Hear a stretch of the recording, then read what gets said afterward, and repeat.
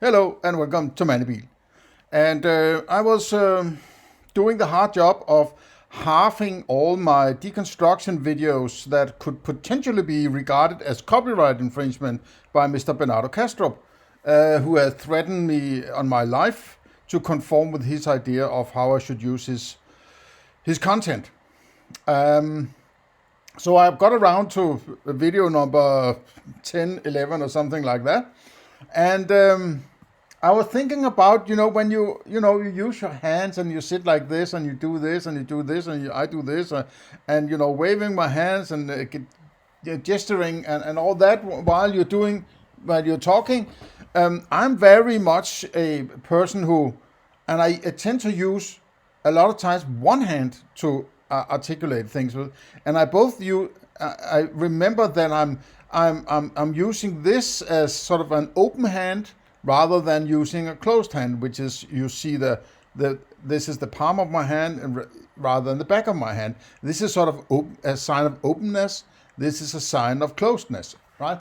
So this is sort of I want to keep it secret. This is I'm open about what I'm thinking. This is sort of low level. Unconscious psychology that is sort of expressed in the way you behave.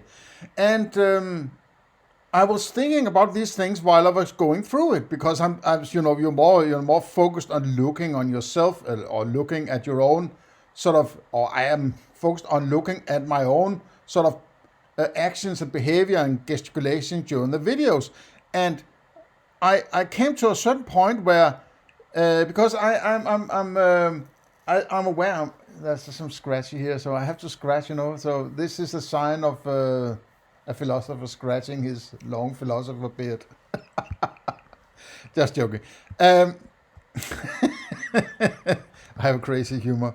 But no, what I've been noticing is that there isn't a lot of gesticulations from Bernardo Kastrup, right? He sort of moves around a bit, and his glasses that apparently his designer glasses that tends to fall down on his nose, you have to keep bringing them back up on the top of his nose. So it's sort of more important that they look great than they function well, right? Apparently. But I have noticed that he very rarely, you never see his hands up here, right? And he's sort of very still in his sort of the way he expresses. He doesn't move his head around very much, very cool and calm in his presentation. And then all of a sudden, his right hand starts to do something. And the point, it was the only time that I can remember through all these videos that I saw this, right? And I'm going to show it to you because I made a little clip. I cut it out from my own presentation. And you might wonder why I am sitting with my hand like this while he is saying this. So that might also be a clue that I don't find this to be very, truthful, to be honest, right? Okay, let me... and by the way, it's a small video that I've cut out so that I might be able to move it around a bit. No, let's just keep it there. But you have to, keep your eye on the little video picture of Bernardo Kastrup over here while he makes his statement, right? Notice what happens when he's done with it. It's the last part of a major presentation, and then it sort of gives you some kind of conclusion or something like that. And then watch what happens both with his voice and his right hand and where it goes. Except that in the case of the universe, we don't need a brain scanner to look at it. We are inside the brain already. We don't need to look through a skull. We are inside. We just need to look around. If you see a cat, if you see a bird, a tree, those are the diagnostic images of dissociative processes in the universal mind. So that's what I offer to you. This is what life is. What we call life, what we call metabolism, is the extrinsic appearance of a dissociative process. And the end of life, death, is the end of that dissociative process. You see? That was a major intervention in his presentation with his right hand, right? Major intervention. He does like this. First, he does this, like shut up, and he does this to cover his mouth, and he sort of his voice breaks up and so on. I don't know why. I noticed it when I went through it, but I didn't put any sort of importance into it, like, you know.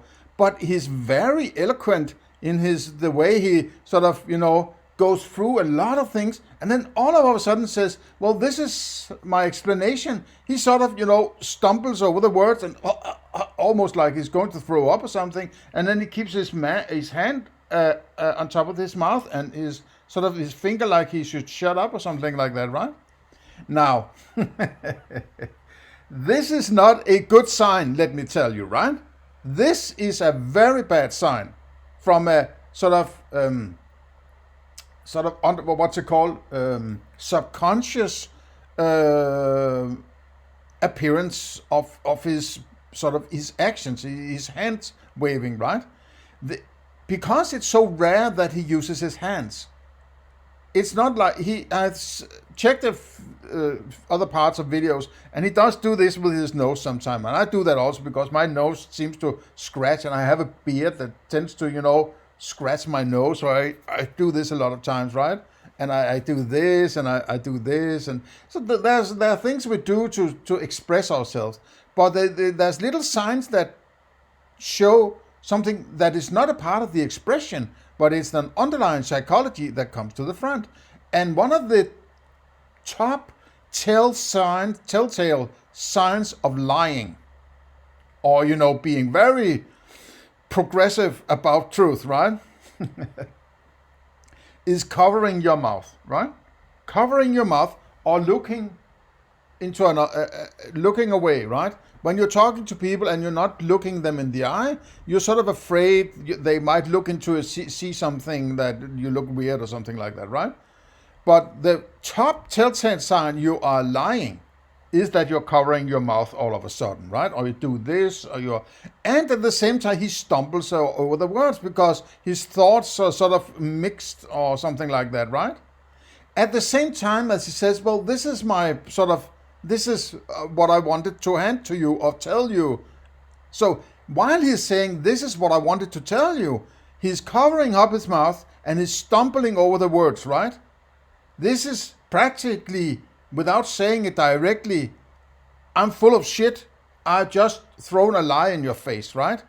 Or I'm so sort of manipulative in my sophistry that I know it's so much sophistry that is potentially a lie what I'm doing, right? I'm just doing it because I need to go somewhere with this, right?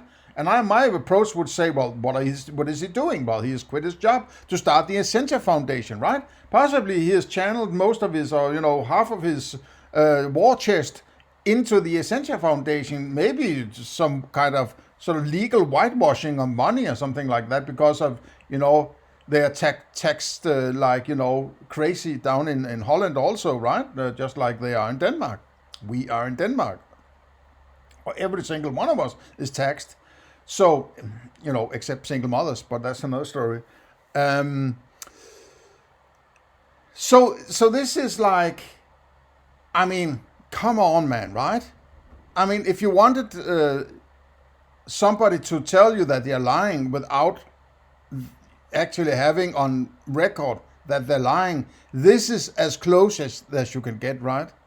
And I want to play it again because look very carefully, and it's in the original video in the analytic idealism course. It's about 1 hour and 11 minutes thereabout, right? You can look for it, right? But about 1 hour and 11 minutes into the video, this happens, right? So let's see it once more. Except that in the case of the universe, we don't need a brain scanner to look at it. We are inside the brain already. We don't need to look through a skull. We are inside. We just need to look around. If you see a cat, if you see a bird, a tree, those are the diagnostic images of dissociative processes in the universal mind. So that's what I offer to you.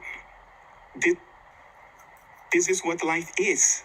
What we call life, what we call metabolism, is the extrinsic appearance of a dissociative process. And the end of life, death, is the end of that dissociative process. Okay, so the clip in itself is slightly, because of the recording quality, or the recording, what's it called? Because of the lack of computer power in my laptop here, it's sort of jerky motions. So, but you have to go and listen to the real thing, right?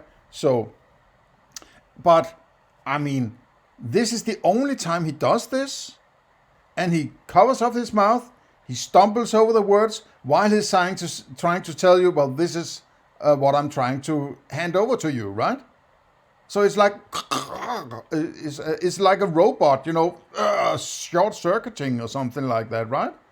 So this is just a telltale sign to me that this guy is full of shit, right? Okay, see you next time.